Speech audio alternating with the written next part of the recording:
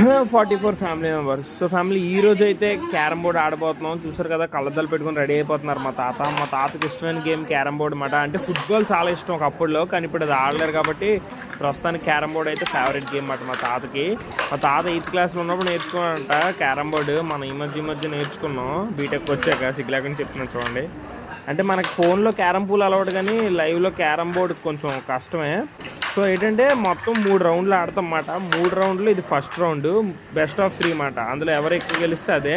First రౌండ్లో అయితే అంటే మాది హోల్స్ చిన్నగా ఉంటాయి అన్నమాట. మామూలు క్యారమ్ బోర్డు హోల్స్లా కాదు, కొంచెం చిన్న సైజ్ పాకెట్ ఇవి. కరెక్ట్గా పిక్ అంత ఉంటాయి, పడడం చాలా కష్టం. లాస్ట్ వరకు నేనే గెలుస్తాను అనుకున్నాను, కానీ అక్కడ రెడ్ పడలేదు, అది పడిపోయి ఉంటే బాగున్నాను. అంటే ఎక్కువ పాయింట్స్ అని కాదు, ఆ బ్లాక్ నేను కొట్టేశాను, అది తప్పు చేశాను. మళ్ళీ ఇక్కడ 2 కొట్టేద్దాం అనుకున్నాను, అది కొట్టలేపాను. ఇది లాస్ట్ కొని ఇది కొడితే తాత గెలిచేస్తారు, వదిలితే నేను కొట్టేస్తాను. అంటే ఒక గేమ్ అతను గెలిచారు, ఇంకా 2 గేమ్